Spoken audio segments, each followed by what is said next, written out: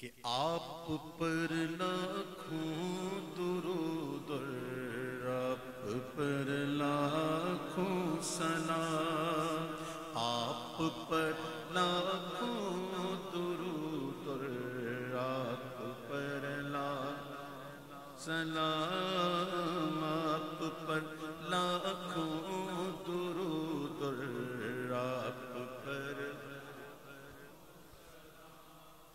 ہے لب عیسیٰ سے جاں بخشی نرالی ہاتھ میں۔ عیسیٰ علیہ السلام مردوں سے کہتے قم بإذن اللہ، وہ زندہ ہو جاتا۔ بہت بڑا معجزہ، مردے کو زندہ کرنا بڑا معجزہ، لیکن اس مردے کا کلام کرنا، بولنا یہ معجزہ نہیں، کیونکہ مردہ بولتا ہوا مرا تھا، اس کو بولنا آتا تھا۔ اللہ نے نطق دیا۔ لطف کی بات تو تب ہے جس کو بولنا نہ آئے، جس کے پاس نطق نہ ہو وہ بولے۔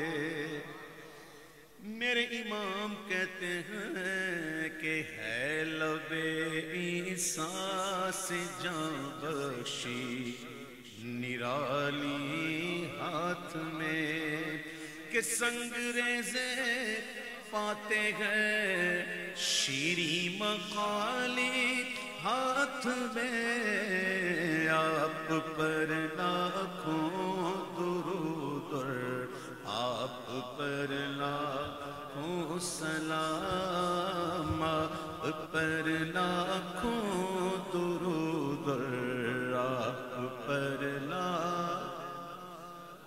آپ پر لاکھوں درود آپ پر لاکھوں سلام۔ مالک کونین ہے گو پاس کچھ رکھتے نہیں،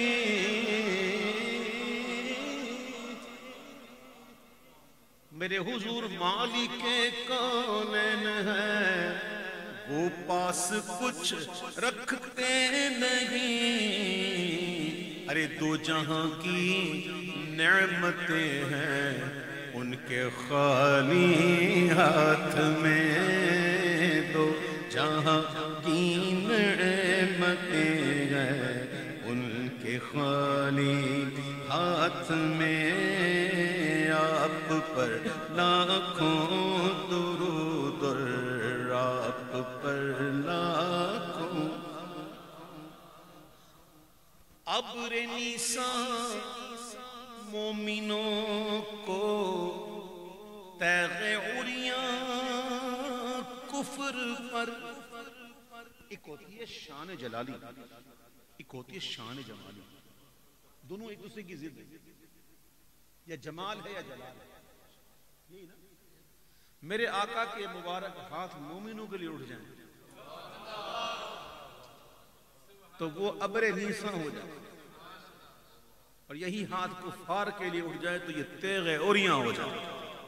ایک شان جمالی ہے، ایک شان جلالی ہے۔ امام کہتے ہیں کہ ابر نیساں مومنوں کو تیغ عریاں کفر پر جمع ہے شان جمالی و جلالی، ہاتھ میں جمع ہے شان جلالی و جمع ہے شان جمالی و جلالی، ہاتھ میں آپ پر لاکھوں درود آپ پر لاکھوں۔ موسیٰ علیہ السلام کا معجزہ قرآن میں اس کا ذکر موجود ہے کہ آپ نے جب اپنی قوم کے لیے پانی مانگا تو آپ کو حکم ہوا کہ اپنے عصا کو پتھر پر ماریں۔ جب آپ نے اپنے عصا کو پتھر پر مارا تو وہاں سے 12 چشمے جاری ہوئے۔ سورہ بقرہ میں موجود ہے۔ وَإِذِ اسْتَسْقَىٰ مُوسَىٰ لِقَوْمِهِ. کتنے چشمے؟ اچھا چشمے میں اور دریا میں فرق ہے بھائی. چشمہ جو ہے نا، چشمہ وہ دریا میں گرتا ہے، دریا چشمے میں نہیں. چشمہ نکلتا ہی دریا سے، دریا بڑا ہوتا.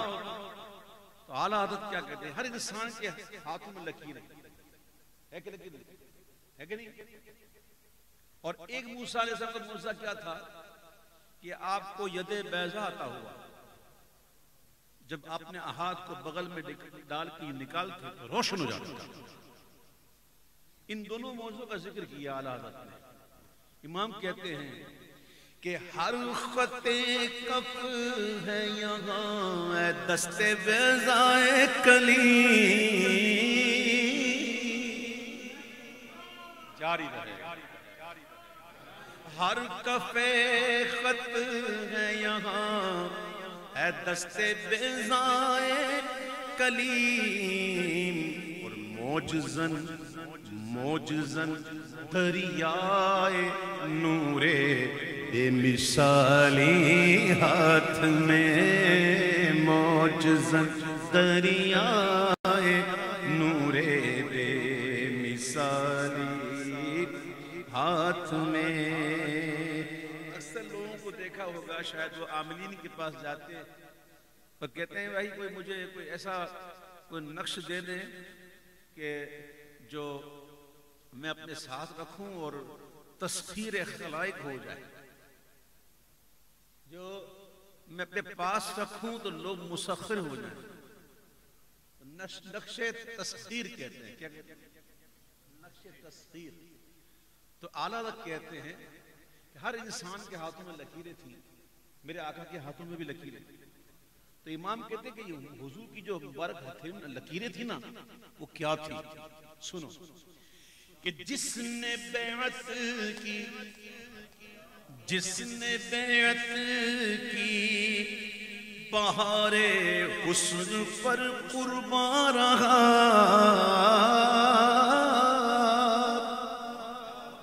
جس نے بیعت کی بہار حسن پر قربان رہا.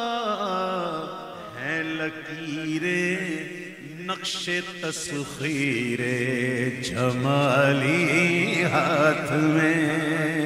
ہے لکیریں نقش تسخیر جمالی ہاتھ میں. دستگیر یہ دو لفظوں کا مجموعہ ہے. دست کہتے ہیں ہاتھ فارسی میں، اور گیر کہتے ہیں پکڑنا. دستگیر ہاتھ پکڑنے والا. دستگیر ہم اس کو غوث اعظم دستگیر کہتے ہیں. دستگیر تو ہاتھ پکڑنے والا، سنبھالا دینے والا، سہارا دینے والا. آپ میں سے کئی لوگوں نے مشاہدہ کیا ہوگا کہ آج آپ اس شخص کو دیکھتے ہیں، اچھا گھر ہے، اچھی گاڑی ہے، اچھا بزنس ہے، اور چند سال پہلے دیکھیں تو اس کے پاس کچھ نہیں تھا. تو بندہ حیران ہوتا ہے کہ یہ ایسی ترقی کیسے ہوئی؟ اللہ نے دیا، اللہ کا شکر ادا کرے، اس کی تقسیم پر راضی رہے. لیکن اس سے مجھے کر پوچھے کہ بھائی یہ اتنی تجھے برکتیں کہاں سے آئیں، تیرا بزنس اتنا وسیع کیسے ہو گیا؟ تو وہ کہتا ہے بات دراصل یہ ہے بھائی کہ بڑے بھائی نے جو نا وہ انگلی پکڑ لی. کیا کہتا ہے؟ انگلی پکڑ لینا محاورہ، مطلب سپورٹ کیا، سہارا دیا، یا فلاں دوست نے انگلی پکڑ لی، یا فلاں کاروباری شخص نے مجھے سپورٹ کر دیا. تو جس کو کوئی بڑا آدمی سپورٹ کر دے وہ بڑا آدمی بن جائے. جس کی انگلی حضور پکڑ لے تو پھر وہ کیا بنتا ہے؟ چلو اعلیٰ حضرت سے پوچھیں. دستگیر ہر دو عالم کر دیا سبتین کو،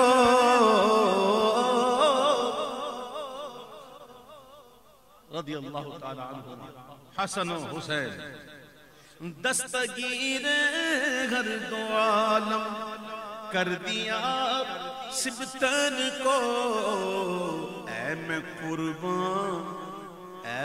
قربان جانے جان انگشت کیا لی ہاتھ میں، اے قربان جانے جان انگشت کیا لی۔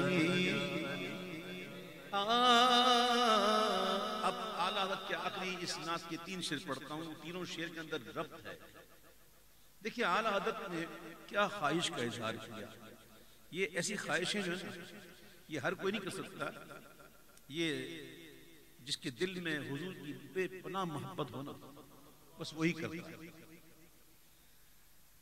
میدان محشر میں جب میرے آقا جام کوثر عطا فرمائیں گے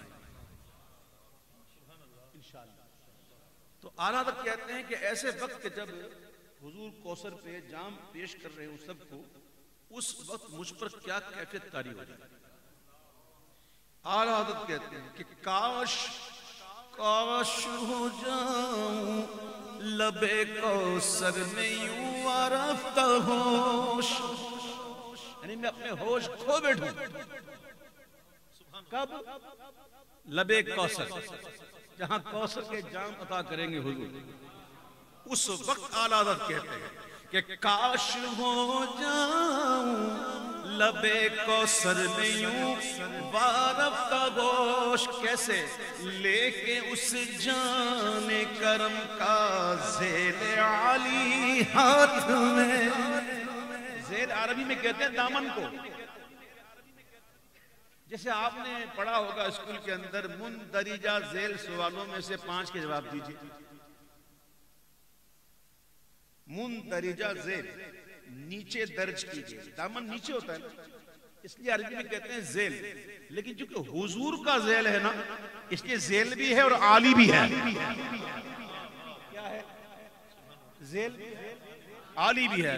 کہتے ہیں میں اس انداز کے ساتھ اپنے ہوش کو بیٹھوں، کاش ہو جاؤں لب کوثر میں یوں وارفتہ ہوش، لے کے اس جانے کرم کا ذیل عالی ہاتھ میں، اور آنکھ میں غوے جلوائے دیدار۔ یہ اعلیٰ حضرت نے کیوں کہا کہ میں ہوش کھو بیٹھوں؟ یہ ہوش کھونے کی بات اعلیٰ حضرت نے کیوں کی؟ اس لیے کہ ہوش میں رہتے ہوئے یہ ممکن نہیں۔